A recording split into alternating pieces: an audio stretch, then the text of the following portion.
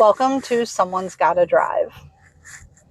So in my last episode, I was talking about kind of the wedding preparations. I always kind of refer to my wedding as like a season, I should say, from How I Met Your Mother, because there's like one whole season that they just dedicate to everyone's different stories around Barney's wedding. And it's kind of similar in this aspect. I'm kind of cutting it down for time reasons. But in my last episode, we were talking about how my father shows up from Tennessee, a drunken, blithering idiot. My uncle was unwelcome, actually, to come out simply because he was a drunken, blithering idiot and causing fights and stirs and everything else. And so now it's the morning of our wedding.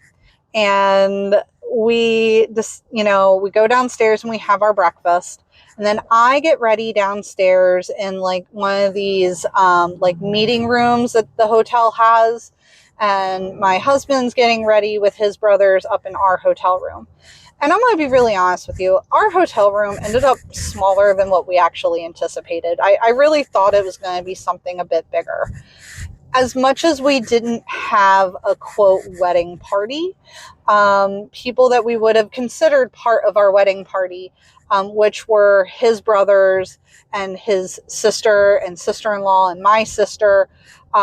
So, we actually had special bags for them that had like, not just like a care package of like water and Tylenol and Advil and certain things like that, but they had like little robes that like said like sister-in-law or bridesmaid or something like that with their name on it. The guys had glasses that had their names etched in them and like then like the date of our wedding and with our names also etched on it as well, saying it was our wedding. And we kind of gave certain people certain packages, and then we also had like what we would call hotel bags for others who were staying at hotel rooms, making sure that they had like a snack, water, like maybe some makeup remover, like wipes that I had gotten, Tylenol, Advil, just little things like that. It was really nice.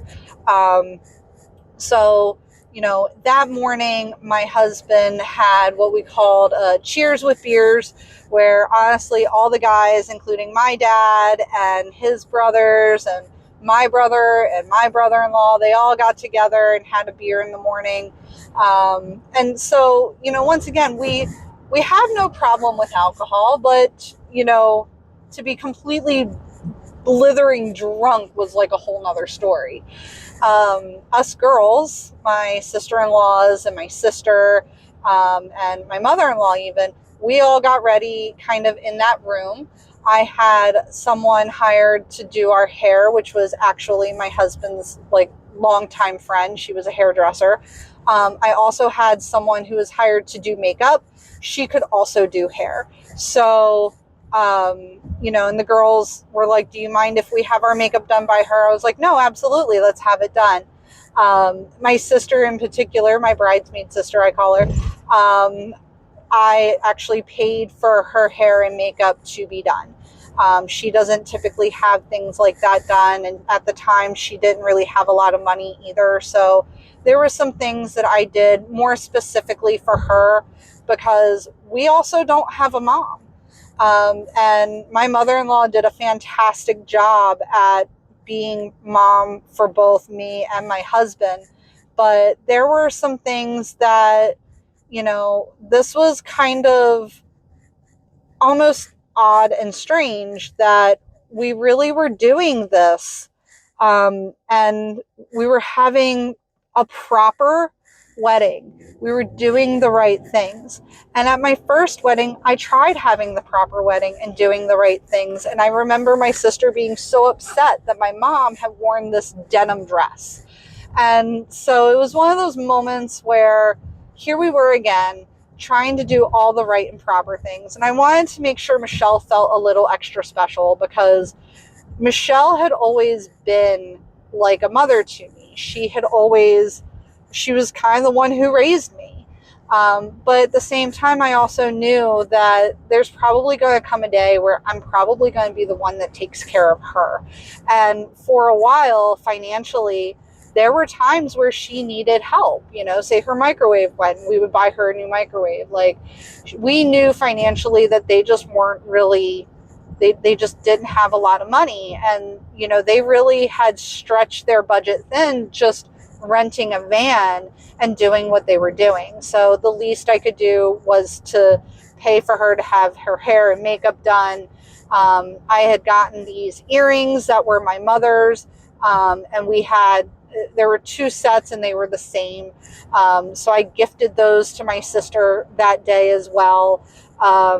Just things like that. So we had little gifts for everybody, but she got a few extra special ones. And she helped me get ready and stuff like that.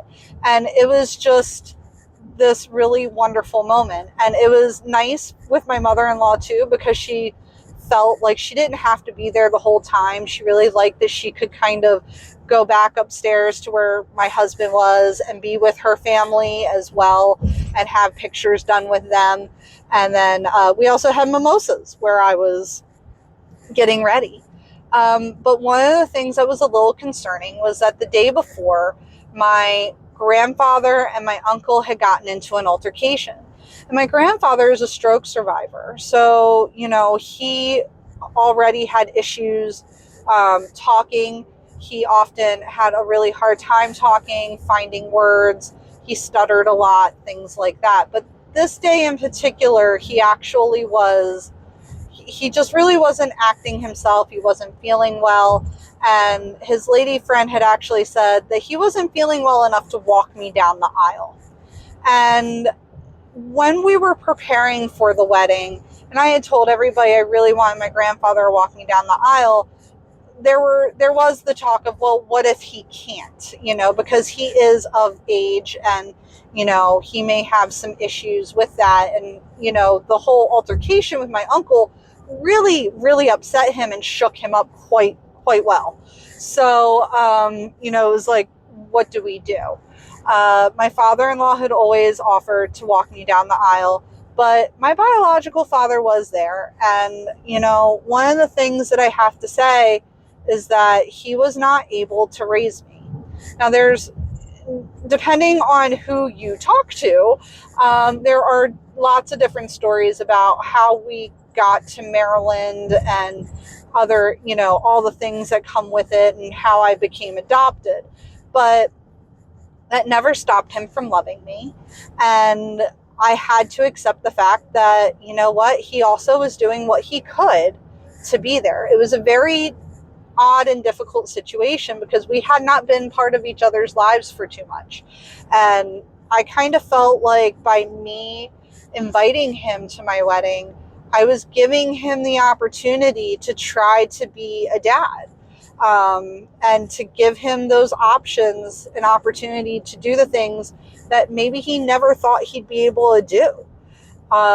So, he came down to see me get ready, and I told him, like, I'm going to need you to walk me down the aisle. He was like, I got you. And it was one of those moments where we have pictures of him like doing a first look with me, before I did my first look with my husband.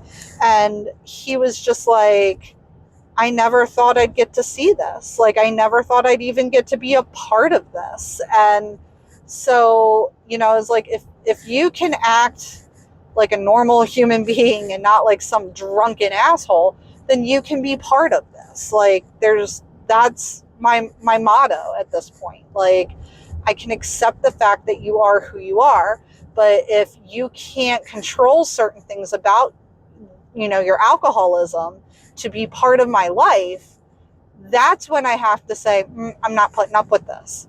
And so he did a really good job. He really did.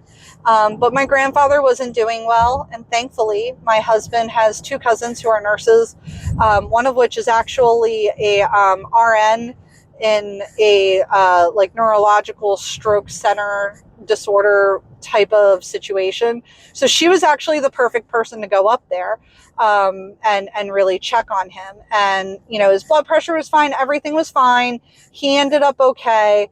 But even they were like, I'm sorry, he's not going to be able to walk you down the aisle. He really is just too shooken up from what happened yesterday.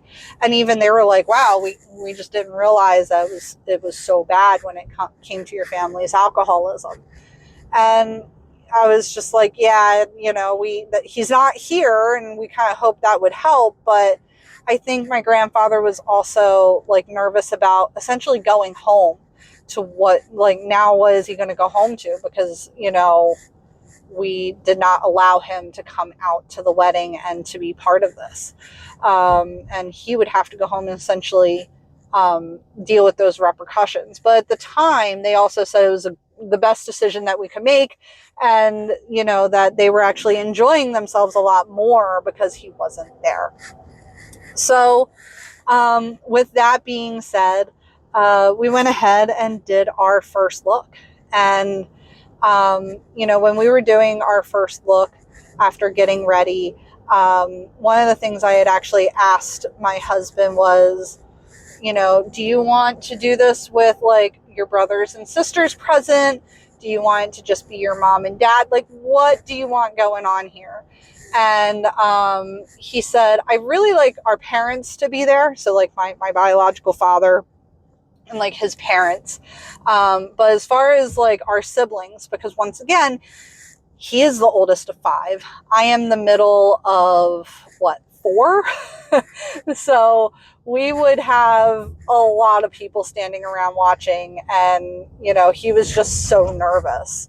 And so we went onto like this kind of deck. I don't want to call it a balcony, but it was like a deck that overlooked the grounds.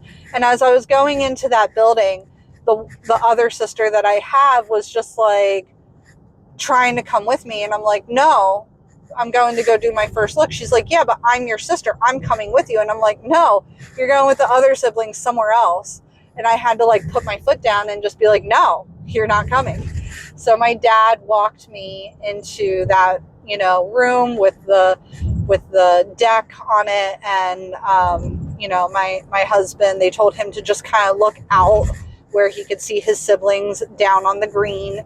And, when my dad and I walked in, he turned around and he just took a look, and it gave him the chance to like have an emotional moment. He was crying, like not like sad cry, but happy cry. His parents were crying. My dad was crying. Everybody was crying. And he was just like, this is perfect. He just said it was the most perfect moment. And he was really happy that we did our first look more private and just kind of us with his parents and my dad, you know, to kind of like ease our way into this. Because the one thing we were both nervous of was actually getting in front of everybody. That was the thing we were both nervous of. And we had about 75 to 100 people who were going to be there. And we were so nervous that, you know, of just being in front of everybody. So it was just a nice moment to ease into it. During our wedding planning, actually, I remember him saying, we don't need flowers. And I kept saying, yeah, we do. You know, we need at least something. So I just kept telling him that, you know, his mom had picked them all out. She planned all that. And I promise you it'll look gorgeous. And, you know, he said he remembers walking into our wedding venue and seeing all the flowers and checking everything out before people got there and before we did our first look. And he was like, wow, this looks amazing. And so he really thought, I think, by having flowers and me talking about flowers, that it was going to be something super over the top and whatnot. And it just actually turned out so super perfect. And then, you know, so we had our first look. We had a little bit to drink to, you know, get the edge off a bit and get that liquid courage. And then we decided, all right, now let's go get married. After our first look, we did invite all of our siblings and, immediate family members up on that deck to do like some private photos together, and to just kind of have a moment together, because honestly, we really did want to try to enjoy our cocktail hour. Most people don't get to enjoy their cocktail hour because they are doing photos then. And at the end of the day, that was also us as well. But we did want to try to get some, early photos before everyone, really kind of got to partying. And then we had our wedding, and it was thankfully very short and sweet. My sister walked the little dog down the aisle. My dad walked me down the aisle. We kept our vows very short and sweet, but to the point and very cute. I want to say my whole ceremony may have lasted like 20 minutes. And honestly, I was so like shy about being in front of everybody as well that I pretty much ran right back down the aisle. They had to slow me down for pictures and bubbles and all that jazz. But I mean it, like, that's how just shy we were about being, in front of all those people. And so afterwards, I had myself a little drink, and everyone came in for their cocktail hour. And our cocktail hour was actually really nifty. I had like Maryland crab cakes, which, because I love crabs and I guess you could say a Marylander. That was one of the things I absolutely had to have. We also had like a little like taco bar, and apparently they had margaritas at the taco bar, which everyone really thought was cool. And the DJ was actually really on point. His name's Chris Bachman. I recommend him to anybody, and anything. He really did a great job. And part of it was that I remember meeting with him. He was like, "What's your style? What's your music? What?" And I was just kind of like, I don't really have a style. I love rock personally, but I know that what I like isn't what other people exactly like. So, he was like, okay, so then what's the age demographic of the people that are going to be there? And we were like, well, there's going to be people like our age. But a lot of our friends and a lot of the people that we had there were at least 10 years older than us, if not a little bit more. So he actually was like, during our cocktail hour, while everyone was like getting lit and like eating up the buffets like there's no tomorrow, he was actually playing a lot of like Led Zeppelin and Lynyrd Skynyrd and a lot of like 70s, 80s rock. And I remember my boss was there and he was like, actually, your cocktail hour was pretty on point. I got trashed pretty quickly, and the music was just right where it needed to be. And same with the reception, actually. We did kind of like a buffet style, because it was technically an outdoor wedding. But, the music was really on point. There was a nice outdoor bar as well, and my dad, being my dad, kind of took over. There's this bench that was like right next to it, and he was like, "That's my seat." And so, because we were outside, that was the perfect place for him to be able to just consistently smoke cigarettes, be right next to the bar for, consistent drinking. And honestly, him and my in-laws just got along super well, and it really turned out really great. My dad can be very charismatic. He can be very, like, you can instantly fall in love with my dad. But there are times where he kind of gets this drunk hair up his ass where he's like, "I'm an asshole and this is who I am." And that's when you have to be like, well, then I can't have you meet my in-laws being that way. So it was just honestly the best day ever. People were out there, playing yard games, and, the music wasn't too loud. The music was still with the, with the dance floor.